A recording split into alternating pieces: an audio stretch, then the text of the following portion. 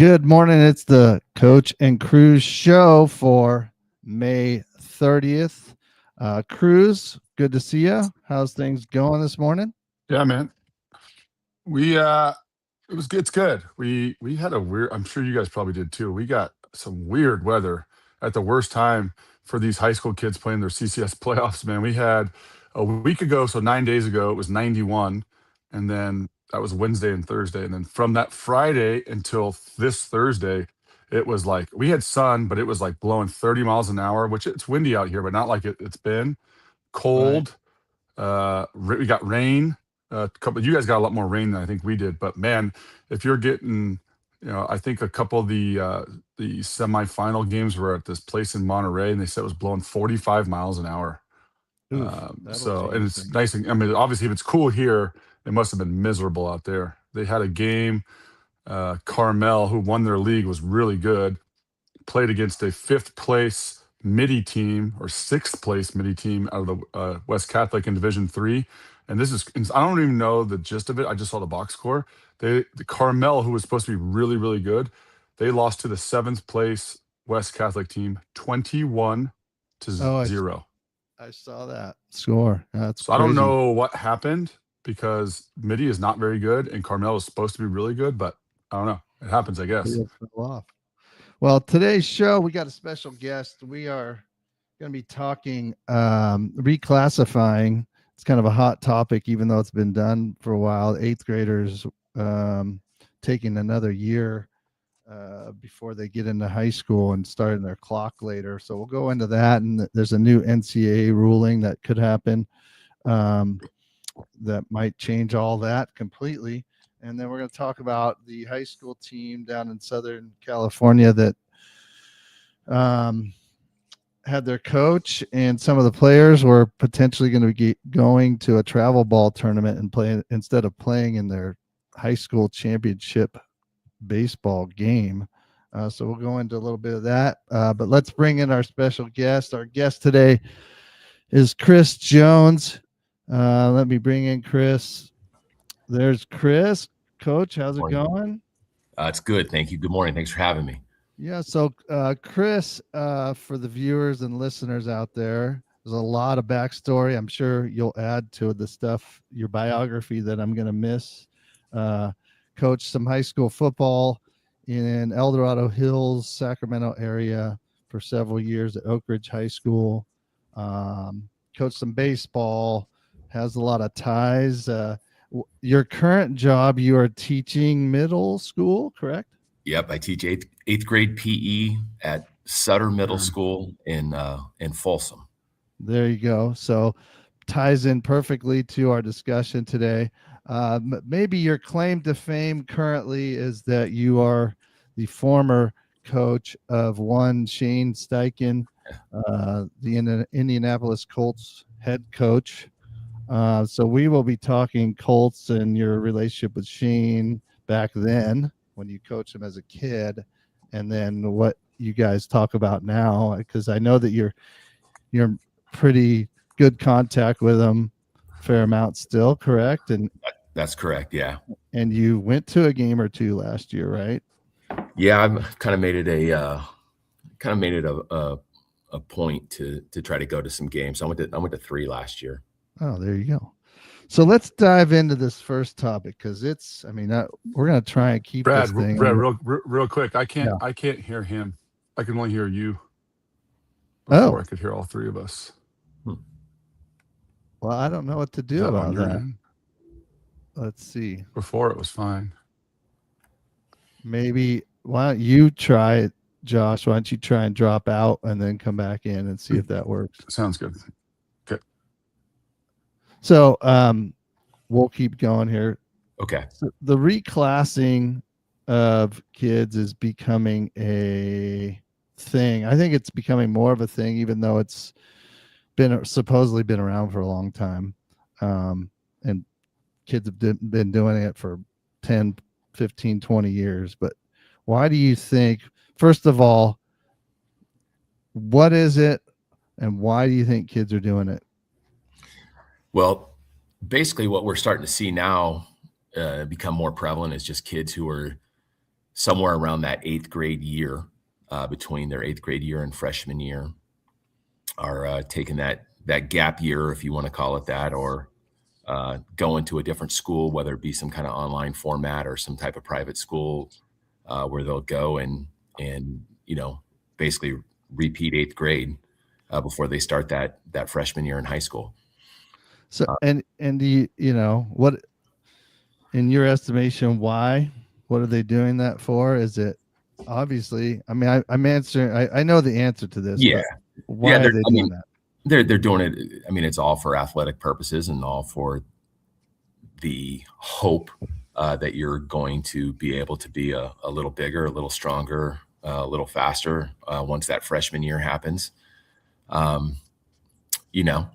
With one goal in mind. I mean, there's only one goal in mind with that. When you're reclassifying. But when you say there's one goal, with the percentage of scholarship and college athletes for the amount of kids that are doing it, does it translate? That's the great question. I think for in the parental sense of things, I think they just have to see one. If one makes it, or if one has success with it, however they deem success, then their mindset is, hey, let's give it a shot. Because I see kids who either don't need to do it because they're already pretty good athletes already and shouldn't have a problem, or I see a kid who is a fringe kid, and to me, if you're a fringe kid, you're just you're doing it for the wrong reasons. You're getting a false sense of where you are. I think on that note, I know, Cruz, we talk about your son a lot in his sports endeavors at his young age of 8 or so, right? Yeah. Is that even like entered your mind? Well, now it's sort of different because, like, going back to that, I could have been a part of that back in the day. So I was a non-preschool kid. We weren't poor by any means, but we didn't really have much. So the moment I was able to go to kindergarten, I went. I'm a September 28th kid. And so I started kindergarten as a 4-year-old. I graduated as a 17-year-old. I started college as a 17-year-old. We've talked about this on the pod before, and I don't know where I really stand because I really haven't seen enough info on it. But we had 2 kids that were public school kids, exactly almost a year apart, and they were going to go to Valley Christian. They played for our Trotsky program, both really good players. One was going to be an 8th grader, one was going to be a 7th. They were in 8th grade and 7th grade.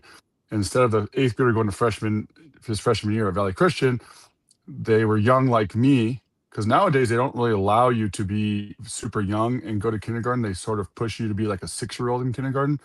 Well, these 2 kids repeated their 7th and 8th grade year at Valley Christian, because they do K through 12 at Valley Christian. And both redid their 7th and 8th grade year. Then they each went to their high school career, and now they're both starters at Stanford. So, in that aspect, it's really good. I think as long as you're not the 18-and-a-half-year-old kid in high school, I think if you're young enough and it makes sense, it would have made sense for me. I graduated in 2000 as a real young 17-year-old, and then I played 2 years of junior college before I played professionally. And even then, when I signed, I was 19 years old with 2 years of college experience under my belt. So, I potentially could have been a 2001 grad, which could have maybe helped for D1 offers at a high school potentially. And then obviously being a year older and a year stronger would have definitely helped me in my journey on what I was doing. Now, would it have changed anything? I don't really know.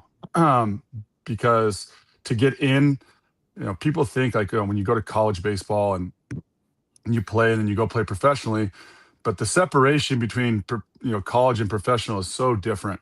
You talk about like the team aspect of everything, the strength and conditioning programs that you're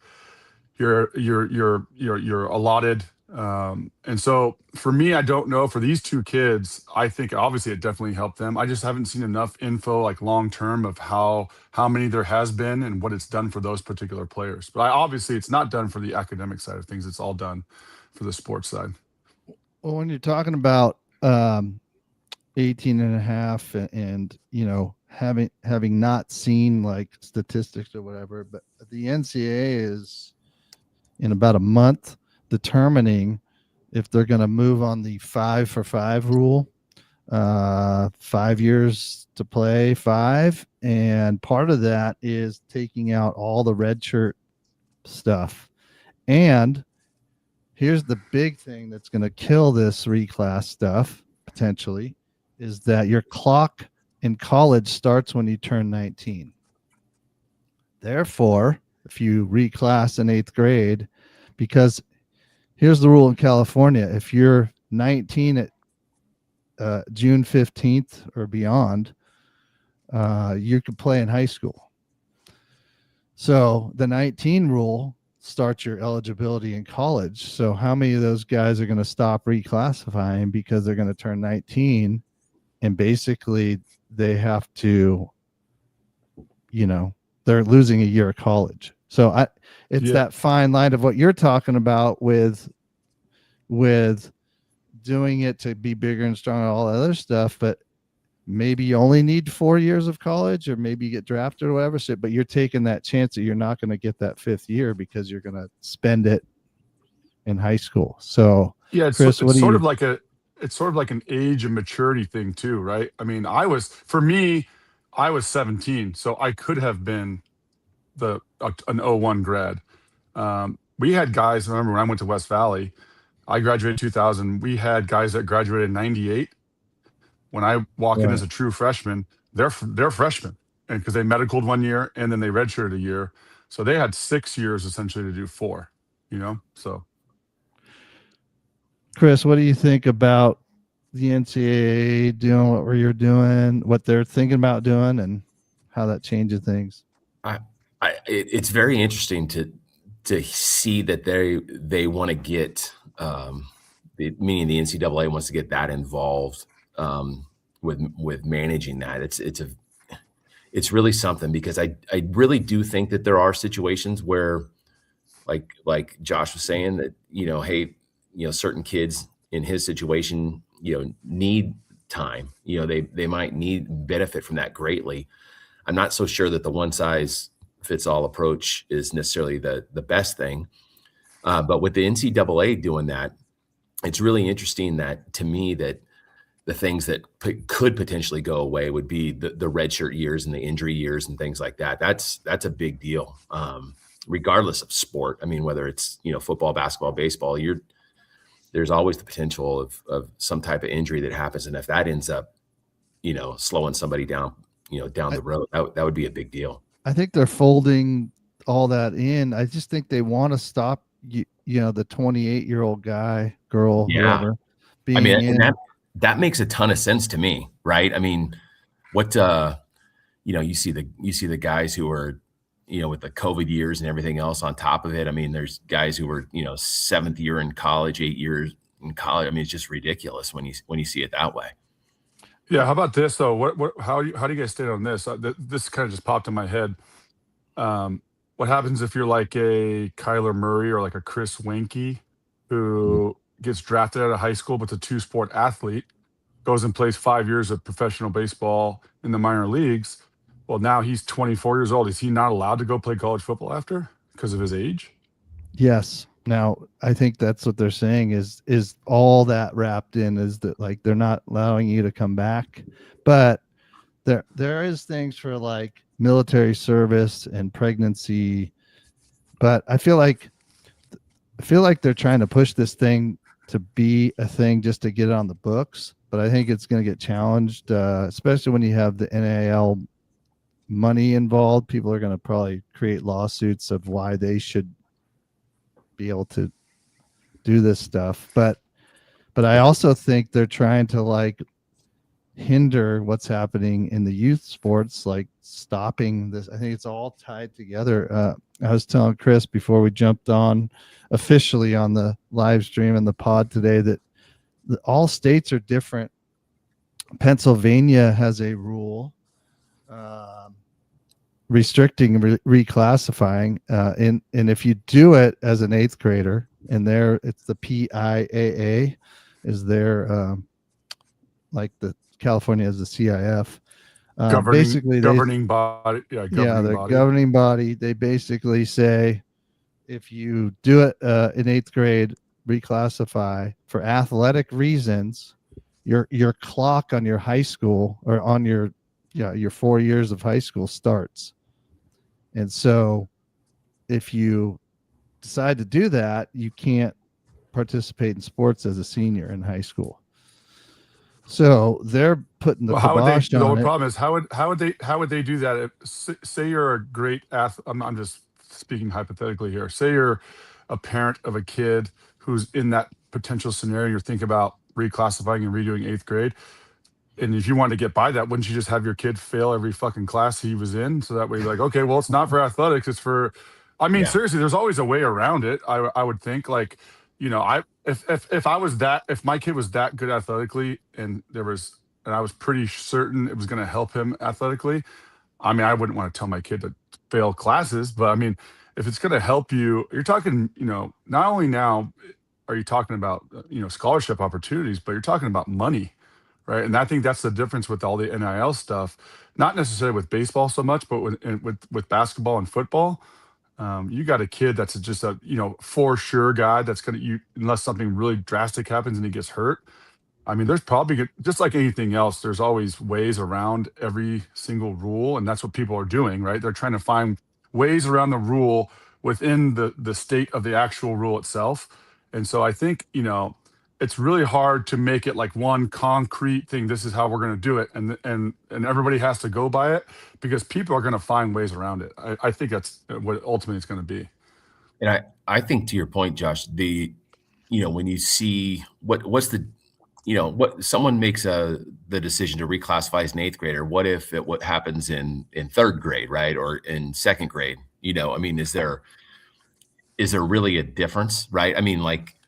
In your situation, maybe it would have benefited you at 2nd or 3rd grade, and maybe academically as a young kid it would have been better, right, for you. But I think you bring up a great point with just failing every class just to be able to fit the mold, right? Like, hey, this is strictly for academic purposes this way.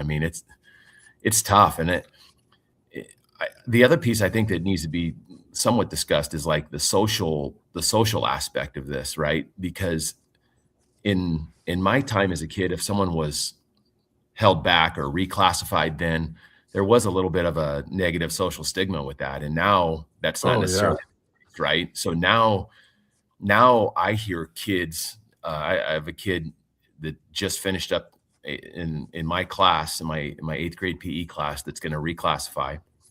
And he's proud of it. Like he's telling everybody that he's going to reclassify. He's the biggest kid in my class, and probably the best athlete, kind of lazy, kind of, that kind of mindset, but he's proud of the fact that he's going to reclassify. And it's amazing that, he's going around telling everybody that. And I'm thinking to myself, like, gosh, man, when I was that age, like you didn't say that. You went to a different school, you went to a different place and just kind of hid because of the social stigma. Well, but not this guy. Yeah, because the reclassifying back in our day was you were a dummy and you had to retake it because of grades. Exactly. Now you're doing it because you're choosing to do it, and it's a badge of honor and all. Is it? I have a question. Is it making you more scary of an athlete when you end up showing up in high school and like, ooh, Josh took an extra year and he's bigger and stronger. Like we should, like to me, who gave the idea to the kid, right? Was it his peers or was it the parents, right? It was all the parent, not the kid, not the peers, all the parent. Yeah, because they or like he plays travel baseball, football, basketball, and they brought it up. right? Right. That's kind of how it's usually. Yeah, I don't think Johnny's doing parents it. are You should do it too. 90% of parents aren't in the in when it comes to what's going to happen, long term, 4 or 5 years down the road. So they're paying X amount of dollars for their child to play, travel, all these travel sports. And that person who they're paying a lot of money to is giving them the information like, hey, this is an opportunity that you might want to take advantage. So for me, like, I was very gifted athletically, but the problem with it is I was a good student too. So like if, I'm in the GATE program when I was in third grade, and all of a sudden, and I'm bigger than everybody else, and like all of a sudden, no, Josh is going to redo third grade. That would have came off kind of in an awkward way, even though like, you know, as far as age goes, I was younger than a lot of people. But the problem, I think what Chris said and what's really important, um, I was a pretty mature kid. I mean, I was a dumb young kid like most 17-year-olds are. But as far as like the real world and what was going on, I didn't need another year of high school or eighth grade at that time. And so, you know, maturity wise, sometimes I think if you're like an immature, you know, eighth grader and you're way behind your peers, or if you're an immature high school kid and you have to go to college, because that's a big dick punch when you go from high school to college. Whether we were talking about last week, whether you go to NAIA Division two, Division one, and or junior college. I was thinking like, oh, if I get drafted out of high school, I'm going to go play professional baseball.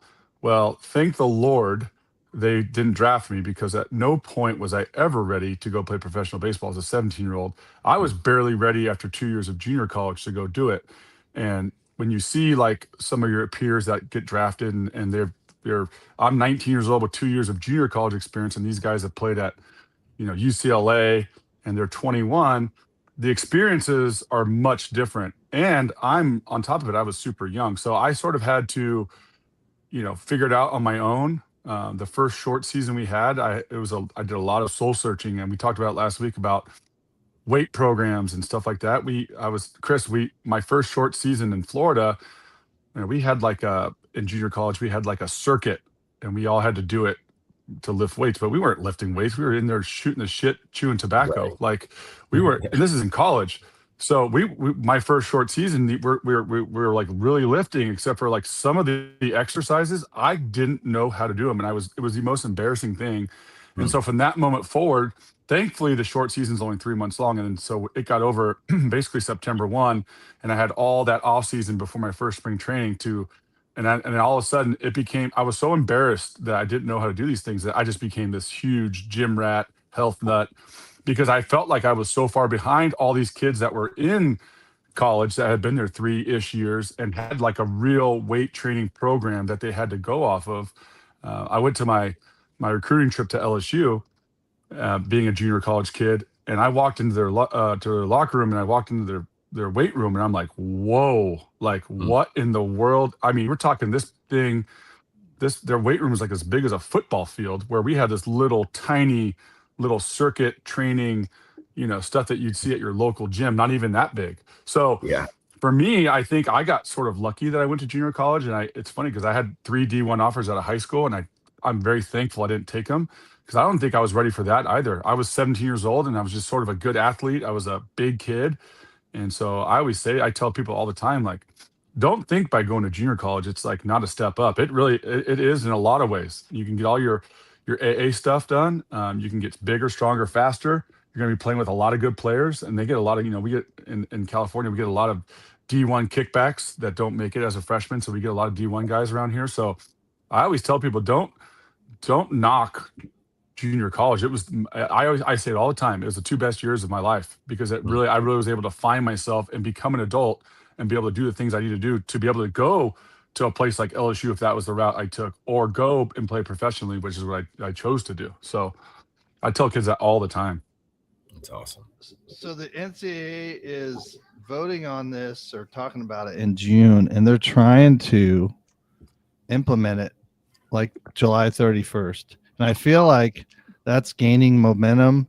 Like they want to do it. Like they're going to talk about it, but I think it's going to pass. And then it ends up being something where once it passes, then you could fight out all the other details on it, and either there's a loophole or some kind of something with it. But I just think when you talk about Chris, when you talk about your kid doing it right now, like, is anybody researching what's actually happening? Because I mean that's all starting like immediately right now. Yeah, I would say absolutely not. Right, absolutely not. There's probably no idea. That thought's never even crossed probably that kid's mind or the parent mind. Right.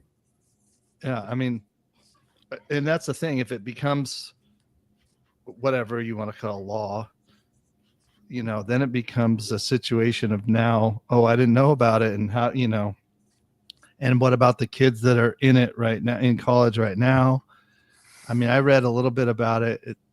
It's a little bit confusing on how many years people have left that are already in there that have done this weird. I think they're trying to just get it in there so they could push all the kids that are currently, once they're out, then they, the machine of the 5 for 5 might be in place. I mean, they got to do something. And like we were saying earlier before the live stream, it's, there's so much money, so many things involved, but I think that it's so out of control, college athletics are, that they have to do something. I mean, I don't know. So let's we can go on that topic for an hour, but let's move on to the Southern California baseball team, Ganesha High School in the Rancho Cucamonga area,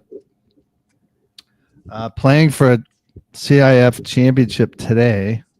And it came out yesterday that their coach and some of their top players, including the guy who was supposed to pitch today, were going to go to Mississippi to some baseball camp, and miss the championship game. And, first of all, let me throw that out at you guys, what you think of that, and then I'll go on further on what's currently happening, I think. What are your thoughts on that, Chris? Yeah, missing the section championship game to go to a club camp out of state we've crossed a bad path there. That's a bad stretch when we've reached that point. Having said that, in some cases, I do think that the high school programs, I'm not sure that this is necessarily falls into that same category, or into this category. Some high school programs got to be better, and the club teams have more value to the kid and to the parent than the high school programs do now. And that's kind of a sad state. But I think that the high school programs need to look at that sort of internally as well and say, what do we need to do to make sure that we're better, that our program is better? What are we offering our players and families? Just it's kind of my take. Well, I think when you're talking about that, you said this coach. I don't know how well you know him, but it sounds like if you know him and he's in the travel baseball world, that's kind of a tricky spot for him to be in. And to make that decision, because I mean, it's a very, if I'm the school, like, you work for the school, Yes. like, you making this decision to go to Mississippi is a you decision. And like, hey, maybe we're going to fire your ass because of this thing. Like, you want to go do that? Go do that. We're going to find a coach that wants to coach this baseball team that's here. I mean, it's a slippery slope. I do think that the mesh of the club world with sports and the high school world, it's very, very delicate and can get very, very messy.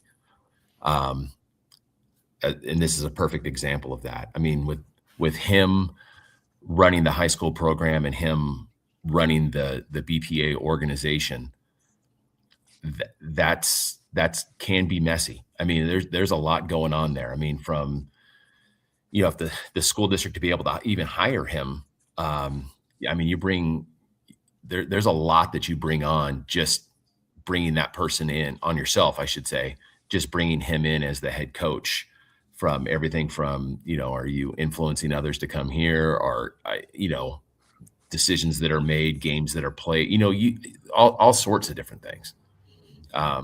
I'm really surprised that they brought him in. Now, when you dig a little deeper into the school itself and understand that the school is not a school in the traditional sense of what many think of as school, then maybe that answers some of those questions, and you understand why they might have brought him in.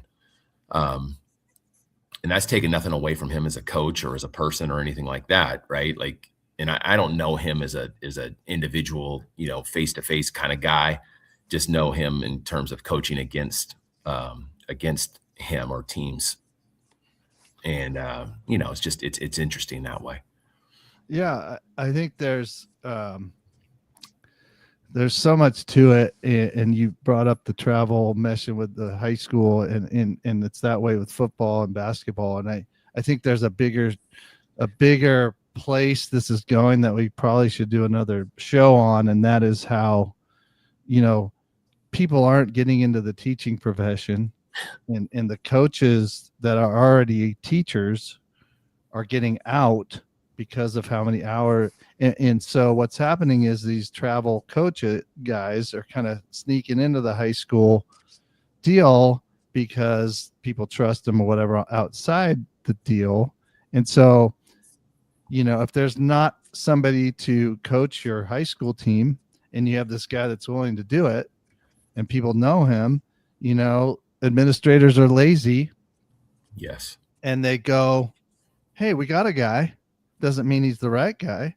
Might be a nice guy, but now, like you said, you're crossing the boundary of bringing a good guy in, but now he's also got some baggage that's not really a bad baggage. It's not like he's beating kids up or anything. It's just that there's a hint of recruiting, and you're opening a little Pandora's box of things that could happen. And when you let the genie out of the bottle, you can't stuff it back in, when things like this get going. So the other thing that's really interesting to me is when you see the mesh of the club programs with the high school programs, whether it's football, basketball, baseball, whatever sport, track.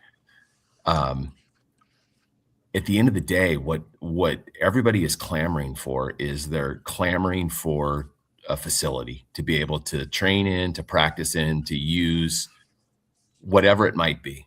And if you can, especially in California where you can get outside and you can do it, be outside and practice outside, 90% of the year without any issue, everybody wants access to that facility. And if that facility, kind of, you walk the fine line between the club program and the high school program so that you gain access to a facility to be able to use it at minimal to no cost to the high school team, but some cost to the club team. I mean, you dance around that, and those guys dance around that, all the time.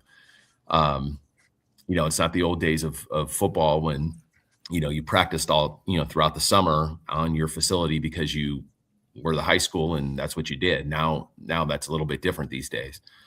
And basketball and baseball, the same exact fashion, the same way. I mean, if you can practice on a facility without having to pay for a facility, you're absolutely more money in your pocket, right? And I don't care if that's at a high school, the JC, or a college. You just want the access to the facility. Cruz, what are your thoughts on missing a championship game, not just a regular old game, but missing a championship game to? Well, I'm a big fan.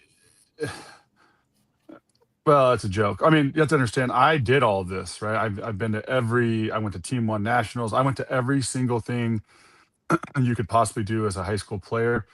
I'm kind of intrigued why that camp or clinic or whatever it is, national showcase, would be on the same timeline that a high school CIF championship game would be.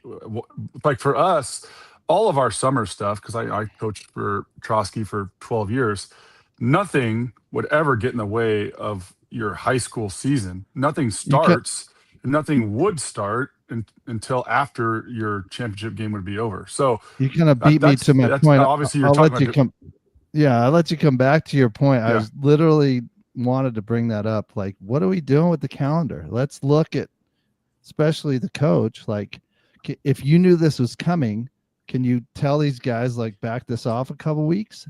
Because now the California, I think next year is going to start like state playoffs. Like you're going to go to like the middle of June for baseball. So you guys and all sort better of get it together.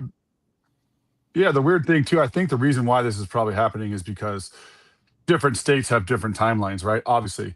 So our timeline in the state of California for stuff that we do here on a, on a statewide basis is much different than maybe Mississippi would have. Yeah. But like my kid plays multiple sports, and we had this discussion the other day. We talked about last week, we had our little league playoffs, and I wanted to lose really badly. I'm not going to try to lose, but we it's a 16-week season. My kid plays multiple sports, and Gabby goes to me and she's like, "Well, Logan's got basketball on Thursday." I said, "Well, not if he wins baseball on Wednesday. He doesn't." I'm a big fan of, as a parent, as a coach, as a mentor to young athletes. You finish what you start, man. I don't care if it's little league, if it's travel, whatever it is, whatever you bought into first. Baseball started first. Maybe he plays. There's plenty of kids in this country that play multiple sports. You shouldn't make one more than the other, especially my son is 8 years old. Baseball started in February. Well, guess what? We're running this thing out until it's done. And at that point, we will join the basketball team. And so it was a discussion we had. We had, differences of opinion because we pay for his basketball. Granted, we pay for Little League too, but I'm the head coach of the Little League team. I will not, under any circumstance, allow my child to go to a basketball practice, was what it was, to miss a baseball playoff game. What am I teaching my son if I allow him to do those things? We signed up for baseball. Daddy coaches baseball. So we're going to see this thing all the way out to the very, very end. And when that is finished, then we move on to the next sport. Now, if we're playing multiple sports and on that day we don't have multiple practices, you go to that particular sport for that day. But until we finish what we started in our baseball season, we're not only because I'm the coach, even if I wasn't the coach, that would have nothing to do with it. It's me being a parent. I want to inject in him that, well, when we start something, we finish it. And I'm not ever going to let my kid quit in the middle of the year. None of that stuff will ever happen just because I don't believe in that kind of stuff. And so I just think it sends a false message to kids and parents will do this. Like we have kids miss practice for all sorts of kind of reasons. We had a pretty good heat wave here in the middle of our spring, and it was like in the mid 90s. It was never bad. And then by the time we practice, it's 5 o'clock. The wind blows out here. It's like 89 degrees and it's comfortable outside. And I have parents texting me, and this is part of the problem is the parents are so bad. It's too hot for my son to practice today. And I don't respond well to those kind of things. So I just don't respond. I'm thinking to myself, what in the fuck are you teaching your children? Like it is, what happens? What about the kids that play in Scottsdale, Arizona, or the kids that play in Tampa, Florida, which I played in both places? They're way more extremely hot than that particular day ever was. If you want your child to miss practice because it's 88 degrees, you're not going to be a very good athlete moving forward. And as a parent, I think what the big thing with them, and I tell my parents this all the time, when you sign your son up for any sport, well, I'll say Little League, and you've never played before, maybe you've played one time. Yes, you have to devote some time, but they don't realize how much time they have to devote, especially as the season progresses. And as you get towards the end, I tell my coaches this all the time. We have 12 kids on our team, and with 3 weeks left to go, we're going to have 6 kids at practice. I start doing over-unders on how many kids I think are going to show up, because parents don't realize how they think it's sort of a commitment, but once they're involved in it in the middle of the year, they don't realize how much of a commitment it really is. And so I tell them, well, if you think this is a tough commitment as a parent, think of it as a coach. We're trying to game plan practice plans. I'm trying to devote as much time as I possibly can to your kid. Well, if you're not willing to give me your son's hour and a half per week before we play our game, then what are we doing here? And so that's kind of the issue that we have around here. It's really, really bad. Well, here's another angle on this. What about the other players? Right? You're playing for a championship and your coach disappears with your best players. and you're on that team and you're a contributor and you're a good player, and you're still playing the game because they're leaving, but the game still goes on, right? So now you roll into this thing without your best players and you get smoked potentially. Again, I think these guys are going to play in this game because there's going to be sanctions or whatever if they don't. But I mean, talk about selfish, and you're sitting there as a coach talking about being unselfish, you know, as a teammate and in life and all this other stuff. And then, nope, I'm just going to go do what I need to do. I mean, think about it. I know, Josh, you've played in championship games. You've won championship games. You maybe lost some. I know, Coach Chris, you've played in coached in championship games, maybe played in some back in your day. Like, can you imagine, just put yourself back during those weeks of preparation for championship games, whether I played in some and coached in some.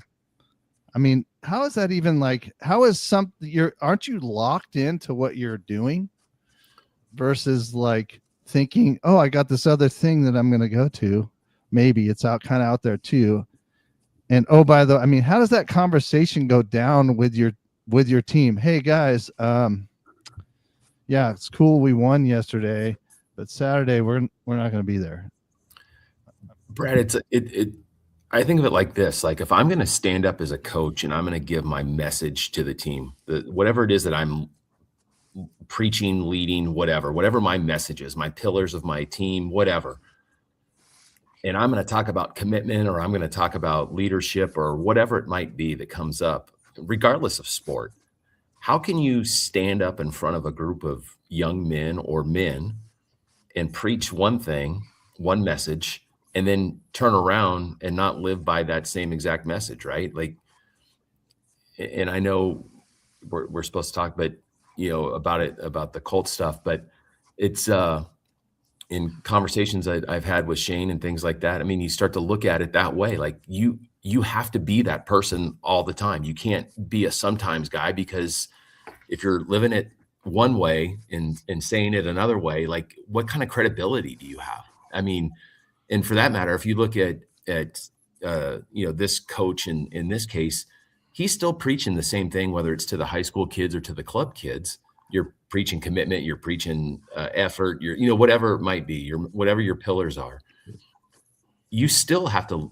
Those kids are still listening to you, whether they're going to the game, whether they're in your high school team or your club team. You're still going to preach those things, and you still have a credibility issue, I think, if you don't play in something like that, or if you don't, abide by and live by your own culture or commitments that you've established for your programs. Well, how do you, let's say, hypothetically, coach goes to this thing, takes the kids with him, and you're watching on Game Changer and whatever, your team get their ass kicked, and then you got to come back on Monday. How's that conversation go? Hey, good try, boys. We were out here having the time of our lives while you guys were having the worst time of your life. The memory that you've just made is probably the wrong one, but if we were here, we would have helped you guys. I mean, I just don't think people are thinking at all. Well, the larger issue, I think, too, is you have to understand this. Why in the world would you take your kid out of their section championship game? All the guys that are juniors and seniors that are committed are already committed. You're not going to get a scholarship for next year with a senior that's a fringe guy. Now, the rosters are built like 2 years in advance. So what benefit do the kids get by missing, for a multitude of reasons? Why? Like, if I'm a senior or junior on that team and I'm a good player, I'm already committed to where I'm going next year. Even if you're going to junior college, those kids that are going to junior college already know which junior college they're going to. Juniors, their time was in November to open up their window to be able to go to where they're going to go, whether it be a D1 or wherever they're going to go. So I don't understand the benefit of it anyway. Like, how does that help you to go to any showcase at this time? All these guys, I watch all these reels on these kids and playing their section championship we were talking about before we got on, it'll tell you like, hi, I'm so and so, and I'm committed to UCLA. Hi, these kids are. If you're at this big time program and they're good, these kids are already committed to where they're going next year. So why would a showcase on any level be more important than your high school team's section championship? Knowing now, especially like for us, if you're like in the D1 CCS championship, or if you make it to the semifinal game in D1, you go to NorCal's no matter what. You don't even have to get to the final. So that's not your last game. You're moving on whether you like it or not. So I just don't.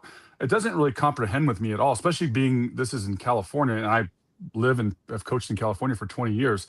I see no benefit, like zero. I'm a big like positives and negatives guy. Though there's not one positive of going to this showcase. It's zero because these guys that are going to this are good players, obviously. That's why you're taking them. Well, they're already committed if they're committed. And if they're going to a junior college, they're already going to that junior college. This is not going to help them for next year because all of these schools have their rosters already built for not only next year, but the year after that. So it makes no sense to me. I just feel like you as a coach put yourself in a huge pickle, even considering doing this stuff, with your school, the fallout. I mean, I don't know if this will become like a national story, but it's in the LA Times. I mean, it's a big news story for what happened. But then here we sit and go, what the heck's wrong with that guy as the coach? Like, you as a coach have to you already take on enough heat or whatever you take on being the head coach of a varsity program. And then this is like a asinine, stupid, dumb decision. And to even think about it. It's like legitimately, it's laughable. Like it's not even it's almost like it's a fake story because it's not a thing. It's not a thing. It doesn't matter how good of a coach or how good of a program you run after the season's over. Anybody who's sane would never, ever, ever miss a section championship game. I would laugh at my coach if he even offered it to me. I won Division I CCS and we beat 3 Catholic schools to do it. And Brad, you were my coach the year prior to that. How often do we still talk about it? We talk about it fucking 10 times a year. It's something you will never forget as a high school. You are a high school player until you graduate high school. So if that's what you are, then you finish what you started. Like winning our CCS championship game, it's something that when all the boys get together, and we all live all over the country now, we still get together a couple times, once or twice every couple of years. And that's all we talk about because that's what you're supposed to talk about. But 25 years later, after you did something really fucking cool. We did something really, really cool. And it's something we will talk about until we are all dead. It's a fact, And that's where like this just comes into like, how could you're not thinking beyond, the moment that can create. You create this memory forever. And then you throw this into the mix of doing this stuff, and then it creates a scandal versus a potential lifelong memory.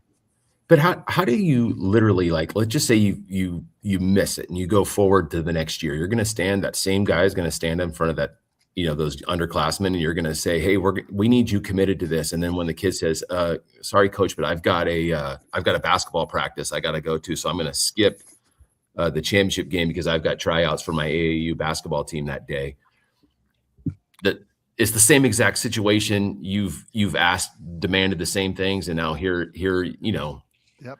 It's just crazy. It's crazy. And you say, no, you can't go to the basketball tryout. And the kid's like, well, wait a minute. Yeah. Last year you left to go to the camp. How come I don't get and it's not like you missed the game. Right. You missed the championship game of the Super Bowl of high school baseball. Like, yeah, we had when I coached at Saratoga for 6 years, and we were competitive, very competitive. We won the league 4 years, and they'd never won it before. We had a meeting. All of our coaching staff was pretty sick. We had like 3 professional players and then a college guy on a public school high school team. And we had a this is what we did because we ran a program. and that's why we were good, right? We had a meeting with all the parents pre, practice before the season started, and we made them sign like this thing, like, listen. And then we had to, like, a parent raise her hand. She's like, well, what happens if my child has a dentist appointment on practice day? I'm like, well, here are the rules. If you miss a practice, you're going to miss games. That's the way we roll. And she was looked at us like we were insane. I'm like, you don't understand. You can reschedule your dentist appointment to after the fact, after the season, maybe after the practice is over, maybe sometime during the school day. Once our program starts, if you guys, because what parents do is they want both things. They want to be good, right? But they want it their way, and that's just not the way it works. And parents that don't understand this will never understand it, because if you're trying to build a program, especially at the public level of high school baseball, you have to do things the right way. And if you don't, you're never going to be able to beat those guys that are doing it the right way. So it's a lot of it's the parents. It's crazy what the stuff we have to go through nowadays. We can't cuss at them. You can't say anything, because all of a sudden, the principal, the AD gets a message in an email in the mail, and then here comes the fucking AD walking out to your thing like, hey guys, keep it down. Great job. You guys have won 3 championships in the last 3 years, but you said shit one too many times at practice the other day. I'm like, okay, whatever, bro. Hey, so let's move on to our last segment here. Chris, coached, how many years did you coach at Oak Ridge as the head football coach?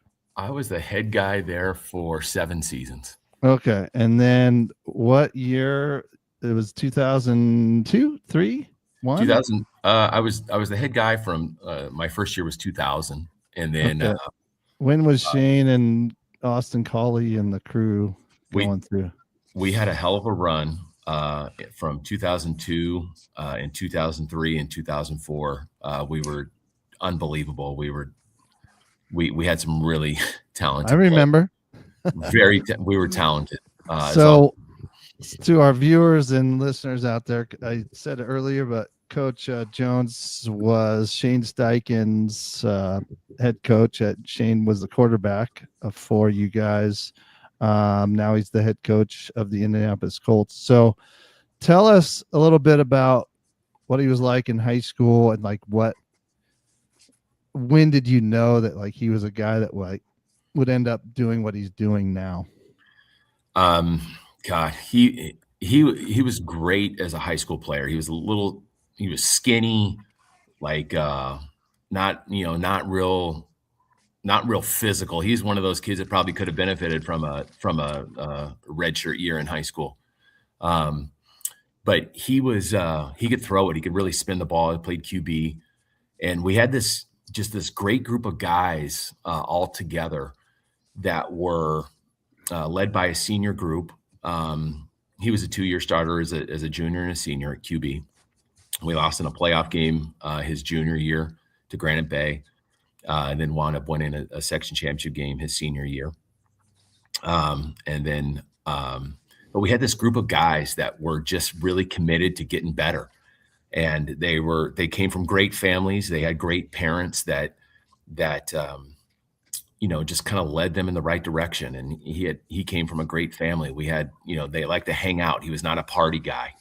They would rather go throw the football under the lights or go shoot hoops someplace, do things like that, be competitive instead of going down a bad path and doing the wrong things. And we had a team full of guys like that, a lot of blonde hair, blue-eyed guys that just worked really hard and that were great high school players. And some went on to be great college players, and some went on to play, in the league, which was awesome.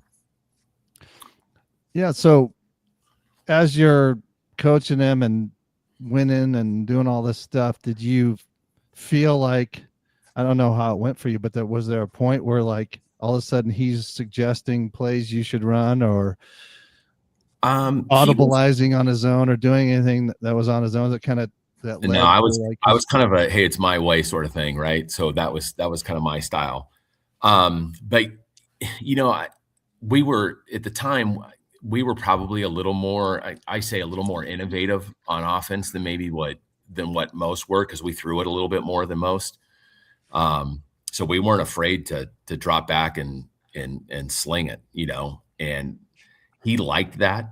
Our receivers loved it because we were going to throw the ball around. We were going to screen it. We were going to get the ball in people's hands in space. And, we were going to throw it 30 times and not have a problem with that. So he was bought in, with that.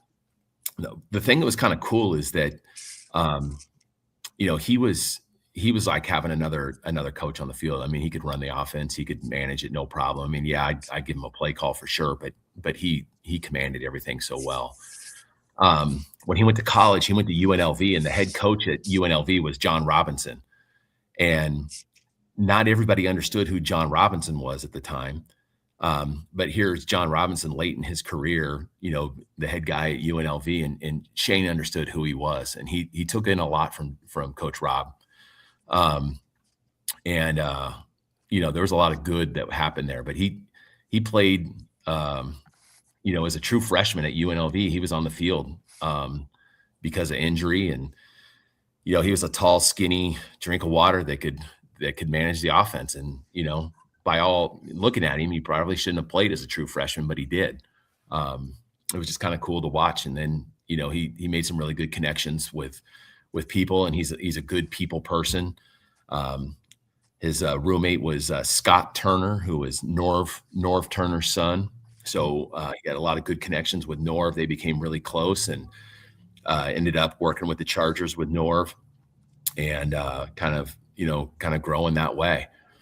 But he's been around a lot of really good people. I happen to be one of those guys early in his career, playing career, but we've stayed tight and stayed close, and it's fun to talk Colts now, So explain to our listeners, viewers, like how that relationship is now, and like you have this insight, like most people want to know like what's going on with the NFL in general, but you have this deep insight of the team. I mean, how deep do your conversations go that you could tell us? Yeah, no, it's good. There's a lot of fun stuff that is behind the scenes. I got it. My son's 22, and he loves it if I put it on speakerphone. He loves hearing some of the scoops, yeah. Because it is much access as everybody has to the to news and stories and things like that. There are some behind the scenes things that are really, really interesting, and he shares it. I mean, he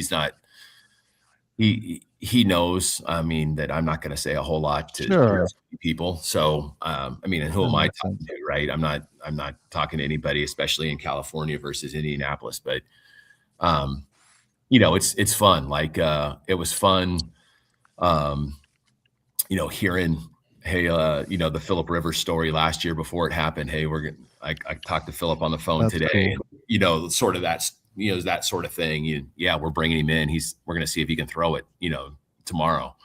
But that was fun. I mean, that was really fun actually to hear that, and to hear the behind the scenes of that sort of thing. And it's so funny because so much of what we hear, even some of the things we discussed here today, those are still some of the things that show up in a professional locker room and professional organizations, as well as you guys can probably imagine.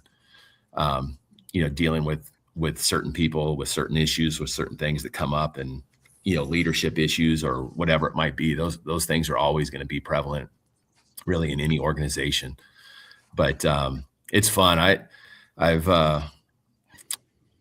made a few trips out to Indianapolis. The Colts came to the West Coast 3 times last year. So I went to LA twice, Seattle last year. That was fun. But the best thing is being able to get onto the field before the game, just to be able to talk with him before the game, get a little game plan, hey, what's the first play? We got dialed up, sort of thing. That part's fun. I'm curious, this topic of missing games and stuff, can you imagine like Shane and, hey, we're going to miss today's game because we got to go do something. I mean, just like if you're a coach, bringing up the previous stuff we talked about, there's, how do you even go there? It's just such a selfish thing. But yeah, play number 1, hand the ball off to 28. Play number 2, hand the ball off to 28. Okay, now we have a first down. Okay, we can play action pass now. Throw the ball deep. Throw the ball deep to Pierce. That's correct. He's gonna run behind the defense, and he'll probably be open. He's gonna definitely catch it. Good. Now we just score. We're up 7-0. How the fuck do we stop anybody? Got to be able to play D. Yeah, no shit.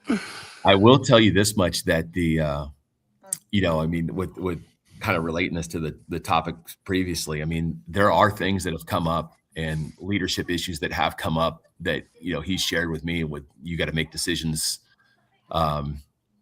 that are what's best for your organization. And that might be with players, that might be with coaches, that might be with, relationships that you have. But, making those kinds of decisions, they're not always the easy decisions. They're not, it's not fun. Not always fun, but you know what? They're what's best. And sometimes I think that's the part that we miss out on, whether it's club sports or high school sports or professional sports. We're all trying to do what is best, and the best decision isn't always the easiest decision, right? Yeah, like we see, especially as like fans, or I'm a baseball guy, but I watch football and I watch it closely because I really enjoy it. And you'll see a move like, nobody from the public aspect, even people that are semi in the know, is like, I would consider myself, that I know what I'm talking about and know like the mechanics of all of it. Like you see like a guy Pittman gets moved, right? And people are like, what the fuck are you doing? Well, interiorly, there's obviously something going on, right? I'm not saying he did anything bad, but if they're willing to move off of a guy like that, there's a reason why they're doing it. And so people from the outside of the football world think people are crazy when they move off these guys. And then, you get a year or two down the road, and those particular players, you see why AJ Brown got moved and why he's getting moved again. You see why DK Metcalf, a guy that's, just an absolute beast, why they move off of him. Well, because they have JSN, who's maybe one of the top 3 wide receivers in the game, ready to fill that void. And so that's the public who doesn't really follow it necessarily, doesn't see that kind of movement. And that's the reason why they do the stuff that they do, is because they have a plan much beyond the moment that it's happening. It's a futuristic deal, not even maybe the next football season, but maybe potentially the year after that. We're like, oh, wow. Nobody realized what Alec Pierce was going to do last year. And maybe that's the reason why they can move off a guy like Pittman and get picks and get players, because it doesn't really change the, their grand scheme of how good they can potentially be. If they can get picks and still be the same offensive team, then that's probably why they did the stuff that they did.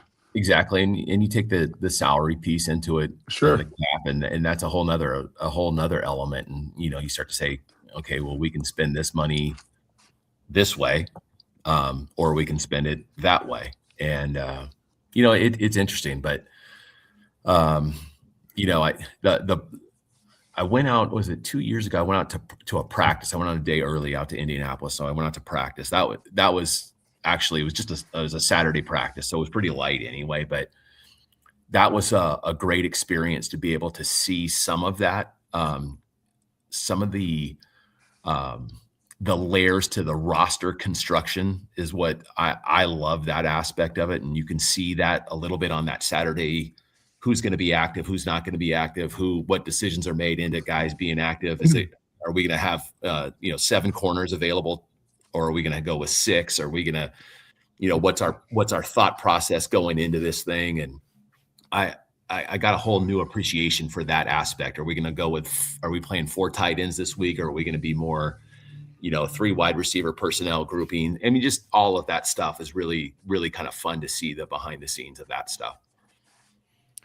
Yeah, that kind, as a coach, right? You're tying in one of your guys making those decisions, being a big part of that, and then you're also kind of reliving your glory days and kind of what I do. I mean, I could see why that would be like super fun to just kind of see it and up close like that, especially being close to Shane and that. And so, We are going to wrap it up. We could go for another hour, but we got things to do today. Cruz has got, we've talked about it. He's got another youth event he's got to go to today and hit the hoops and do all that stuff. But I want to thank Coach Jones, Chris, for coming on this morning, waking up early and being a part of the Coach of Cruz podcast. Thanks for coming on, Chris. Thank you so much. Thank you so much. It was great, and three really good topics. Those are fun, like good topics that are cover so many areas, and I enjoy talking about that stuff. So that was great. I feel like the topics were timely. I mean, they're in the news. I mean, super fresh, but a lot of the stuff we talk about, we end up like it'll come up again in a few weeks because somebody else did it, or I don't think the 5 for 5 stuff's going to be a hot topic the next couple months because of that decision. And then this whole thing, that ties back into the reclassing, because I want to see if that blows that whole thing out of the water and what kids are going to do when they realize that they're screwed at the end of their high school because they turn 19 and they can't play their senior year. I mean, that's a for us high school coaches, that's going to end up being a big deal too. So heck yeah. Stay tuned. We might have to have you back on, Chris, to discuss further, especially during the football season too. Oh, anytime. I booked my trip. I got one trip booked to Kansas City right now, so I'm going to go to Arrowhead this year. Oh, there you go. Week 2 Sunday night. So I'm kind of excited. Yeah. That's awesome. Yeah. Well, you guys have a great weekend, and Chris and I just got out of school, so we have like 2 months off. We're going to be stoked. While Cruz, you're catching fire, getting busy and staying busy. So anyway, listeners out there, subscribe to the YouTube channel and follow us on the socials, and you guys have a great weekend. Thank you, guys. Peace, Take care. All right. We'll see you later. Take care.